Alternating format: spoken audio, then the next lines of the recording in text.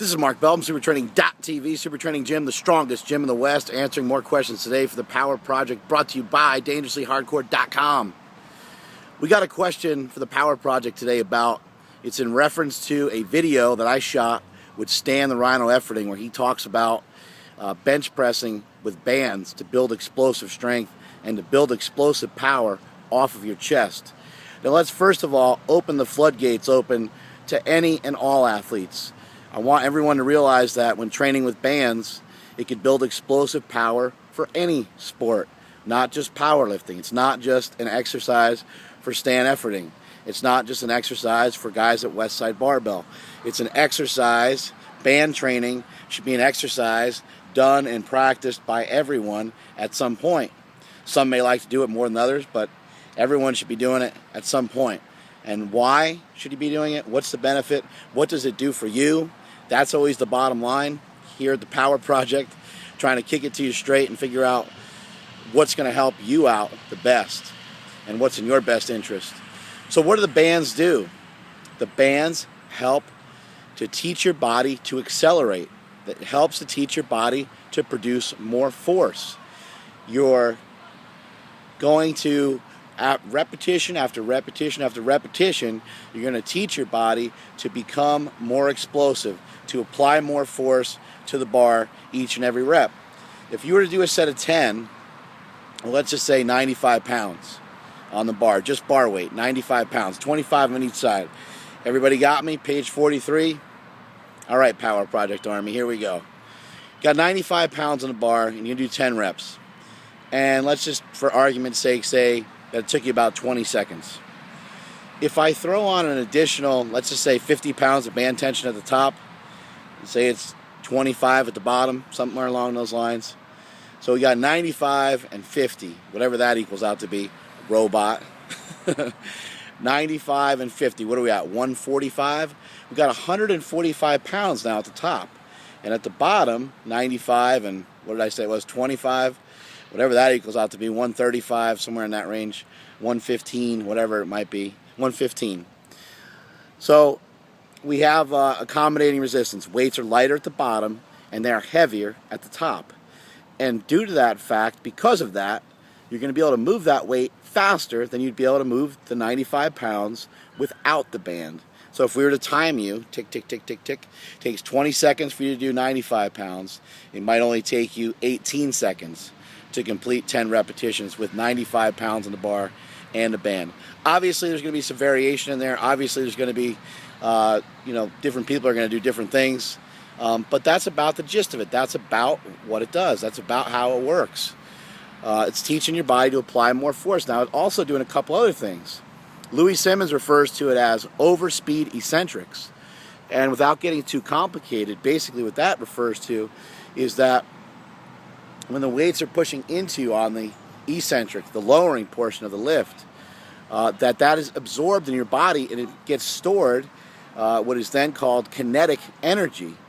Our ligaments, our tendons, our muscles react in a similar fashion, in a similar way to the way that bands react. So as the band is loosening up, we're getting in a worse and worse position. As the band gets back on there, we are in a better position. We're at a mechanical disadvantage at the bottom of a bench press. We're at a mechanical advantage at the top of the bench press. That's why most people, not all, most, have to say it every time, otherwise some idiot goes, "Oh, what about me?" Ah! And then they lose their mind, and they cry, and then they eat Ben & Jerry's, and they pass out in a diabetic coma. And I got to hear about it in the newspaper the next day. Anyway, long story, lawsuits going on, all kinds of stuff. Got my lawyers on it. No need to worry. But for most people, that's going to be the case. You're going to be able to press a lot faster with the bands on the bar. Again, you're at a mechanical disadvantage at the bottom, mechanical advantage at the top. That's why you can lock out more weight when you do a partial range of motion. Most people. What it's also doing with the bands and the chains, it's also going to work your lockout in the case of the bench press. We'll just kind of stick to the bench press for this example. So now, instead of like letting up, instead of easing up as you come to the top of the lift, you're now going to be punching through the top of the lift. You got to punch through the top of that lift very hard, very explosively, and as with much force as you possibly can. You know, you kind of hear Louis Simmons talk about jumping a lot, and there's no such thing as jumping slowly. If I asked you to jump up on a picnic table, how would you do it? There's really only one way to do it. Just kind of swing your arms, get down in position, snap in position, jump as hard as you can, and get on top of that picnic table as quickly as you can, and eat all the food that's on the picnic table before all the other bears come home. But you want to try to jump with explosive speed, with explosive power. You want to try to jump fast. You want to try to be fast. You want to try to move fast. The same thing is true with the bands. When you're trying to move a band, you want to try to move the band as quickly as you can. Otherwise, you will run out of energy at some point. The kinetic energy that's stored in your body will only last for so long, and it will every second that passes, it will begin to dissipate, and you will no longer have that stretch reflex going on, or acid reflux, as I like to call it. You would no longer have that stretch reflex going on. So it's important to try to do things explosively. So how do the bands and chains, how do they work? How do they benefit you, Power Project Army? They work by teaching you to accelerate, by teaching you to produce more force, by teaching you to lift the weights with speed, to lift the weights with some aggression. I think that about covers it on what the bands and chains do. There's a lot more stuff that they do, but it's very long-winded. So I would say check out the Westside Barbell Book of Methods. Louis Simmons goes over it time and time again on there. Also check out the Periodization Bible, Part 1 and Part 2, written by Dave Tate off of EliteFTS.com. That'll give you a lot of great references into what the bands and chains are doing. Trying to think what else I got going on. Just came back from the Olympia with my boy Jesse Burdick. We were out there hammering it, slanging out slangers like there ain't no tomorrow. So that went really good. And basically just chilling here. Got Stan Efforting coming in this weekend. He's going to try a 900-pound squat. See what happens with that. See what's up with that. And I think that's about covers it. So if you don't have any bands, make sure you pick some up.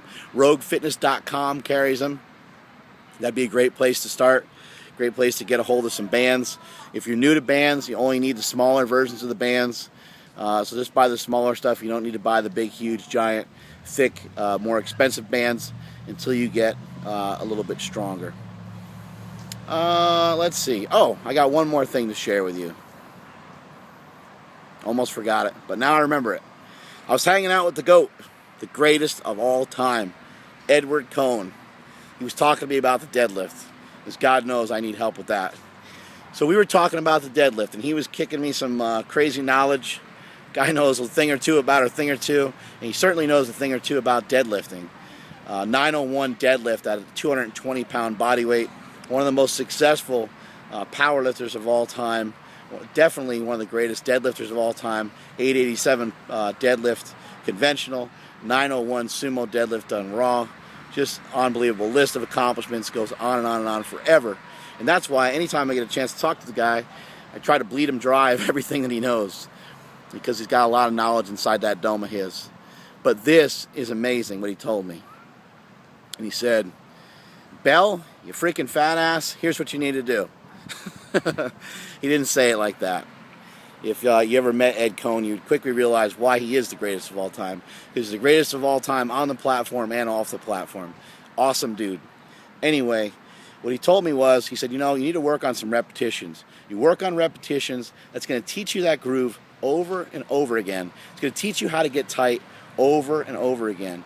He said you're going to be kind of working through these sticking points, working through these minor imperfections in your form over and over and over again. Teaching your body to coil up, as Stan Efforting said in his video, teaching your body to coil up and stay as tight as you possibly can.